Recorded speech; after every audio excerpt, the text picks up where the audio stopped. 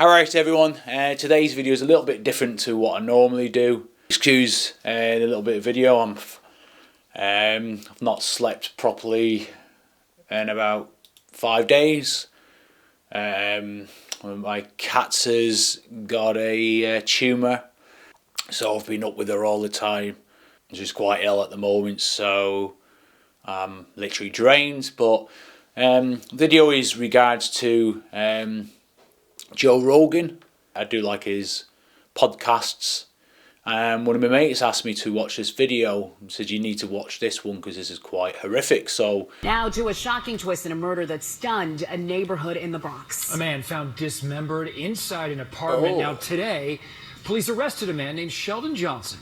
He is a criminal justice activist, and he boasted about turning his life around after getting out of prison as recently as going on shows like the Joe Rogan Podcast. Now tonight, he's back in handcuffs and he's facing murder charges.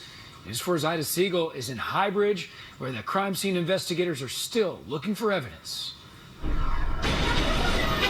That's 48-year-old Sheldon Johnson being walked off in handcuffs, yelling to reporters that he didn't do what cops say he did. Murder, manslaughter, and criminal possession of a weapon. It's a shocking set of charges for a man most recently known for this. I had a wife, I had family still, my son was growing up.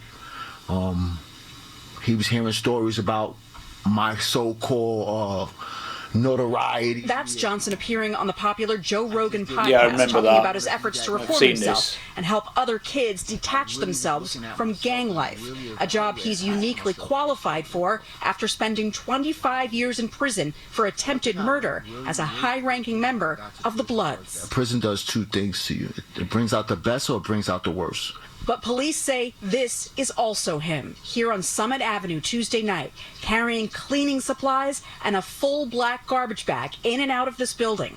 Police were called to apartment 6G after a neighbor heard gunshots and saw Johnson in and out of the apartment. She told the building super. When police entered the apartment, they found a man's torso and a foot inside a bin.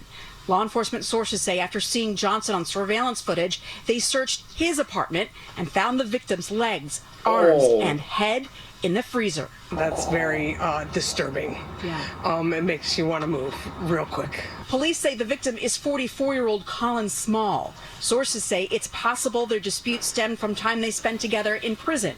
But folks in this neighborhood shocked to hear that a man who had worked so hard to turn his life around, even working with the Queen's Defender's Office, might have fallen back to his old ways in a very violent fashion. Yes, he was turning his stuff around and stuff like that, but remember, we're creatures of habit. So whatever happened in his violent past probably crept back up, and there you go. We reached out to the Queen's Defender's Office. No comment at this point. Again, Johnson says that he's innocent. Reporting from Highbridge, Ida Siegel, News 4, New York. To a shocking twist. fucking hell. Found dismembered inside an apartment. Now today, police arrested a man named That is horrific. That's horrible. Justice activist, and he boasted about Wow, that is horrible. out of prison as recently as going on shows like the Joe Rogan Podcast. That is horrific. Turn your life around, but then you go and cut someone up, put them in your freezer. Yeah, that's horrific. That is, that's shocking. When watching it, you feel like you're watching a kind of a movie. Manslaughter and criminal possession of a weapon. Yeah, that's you live off in a small world, in a small your own world, and you can never imagine something like that happening, or another human being doing that to another human being, regardless of what someone's done. That is just, you've got to be pure evil enough to get at whatever implement shoot someone and then start chopping the body up and put them in your freezer, and then that person, in my opinion, shouldn't be allowed out in this society, regardless of what. If they're turning their life around, you've cut someone up. And if they've done that before, yeah. Yeah, that's just. Johnson on surveillance footage. They searched his apartment and found the victim's legs, arms, and That's in the freezer. That's very disturbing. That's just mental. If Police say the victim is 44. He didn't get touched. Got roughed up a little bit, but just 33 days later, A disturbing discovery in the Bronx where police found a dismembered body in an apartment. where the New York Times reports Johnson as a youth worker that was just charged with murder. As in a Bronx apartment, 2 shots were heard. A man shouted, "Please don't, I have a family." 2 more shots were heard, and then allegedly Johnson was seen leaving the apartment with cleaning supplies, a blue bin, and then even a blonde wig.